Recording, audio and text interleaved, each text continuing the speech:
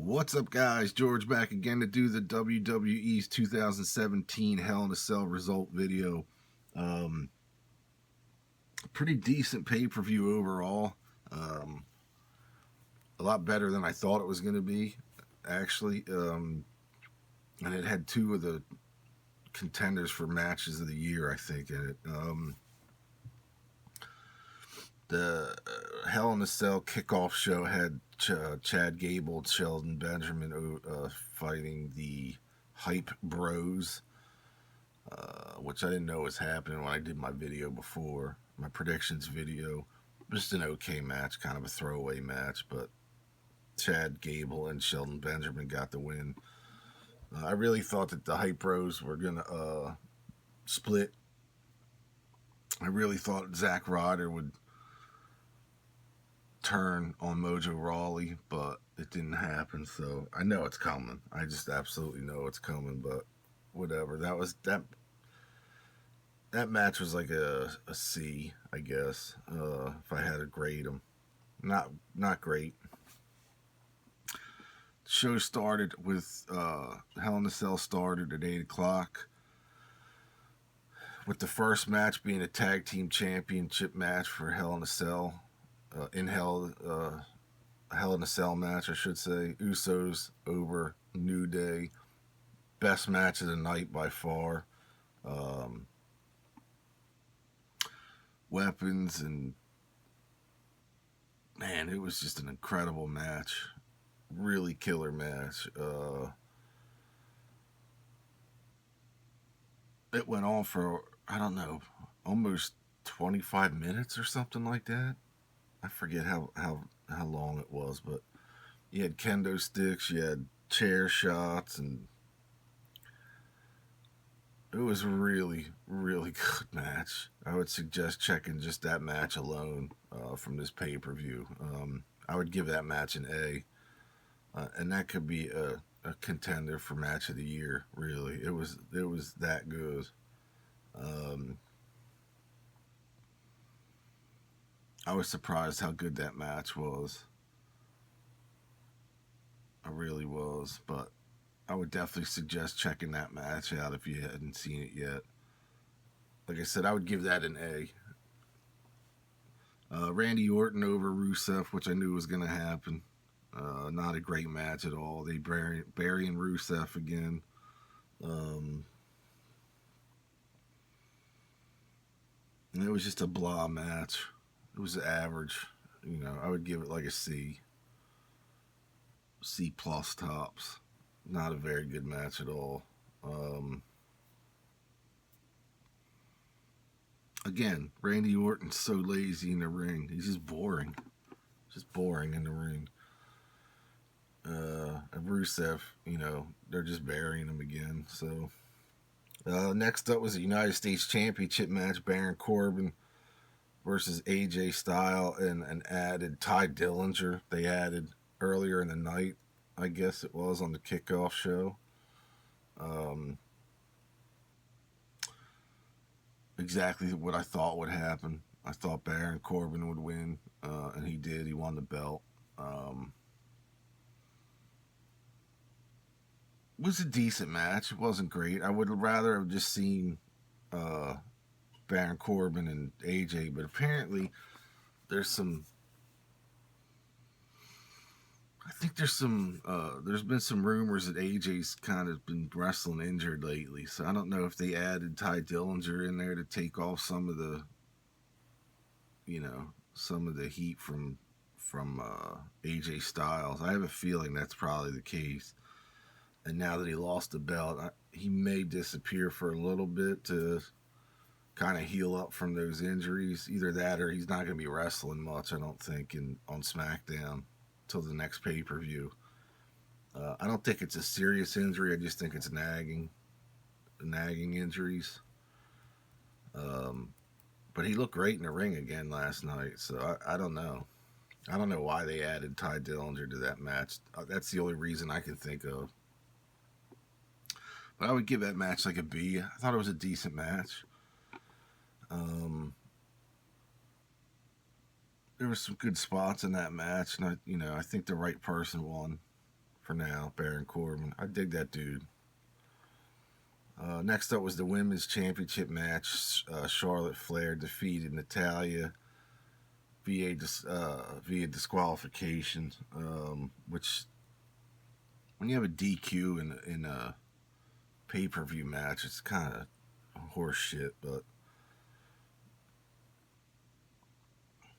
I really thought Charlotte would leave with the belt. I mean, she won, but she's not the champ, so it was an okay match. It actually looked like that Charlotte took a few hard bumps, especially off the top rope, the backflip down to the ground. I thought she hit pretty hard. I don't know if that's. I guess we'll find out in the next couple of days if she was either selling a fake injury or if she was really hurt. But it looked like it could be real. But who knows? We won't know until Tuesday at least. So it was just an average match. I would give it like a C. Um,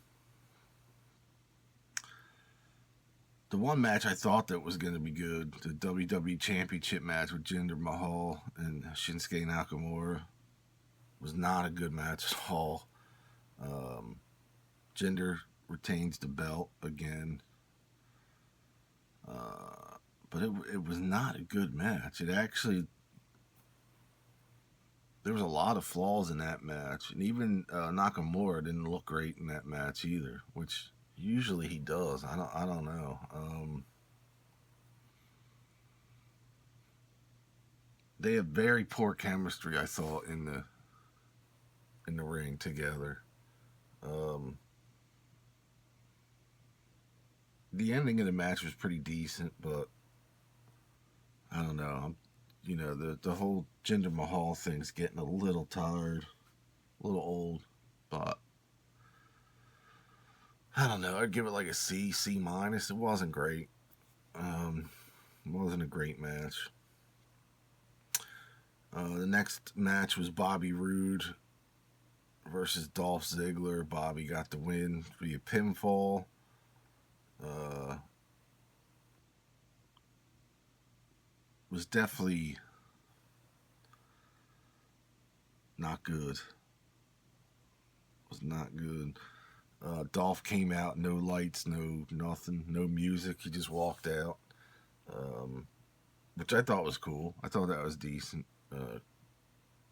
But again, I think his contract's up at the end of the month, so I kind of knew that Bobby Roode was going to win that match. I don't think we're going to see Dolph on TV much longer. I think he's got maybe 3 weeks left in the WWE unless he re-signs, which I don't see happening. I think he's already stated he's not going to, which is a shame. But it's like they bury him too, and they don't know what to do with him. But I think he's a great. He reminds me of Shawn Michaels. I think he's a great wrestler. I would give that match like a C. I wish it was better. It should have been better, but. And the final match, the Hell in a Cell match, Falls Count Anywhere, Kevin Owens versus Shane McMahon. Pretty incredible match. Shane did look tired pretty quick this time, although Owens did as well. But these guys really, they brought it.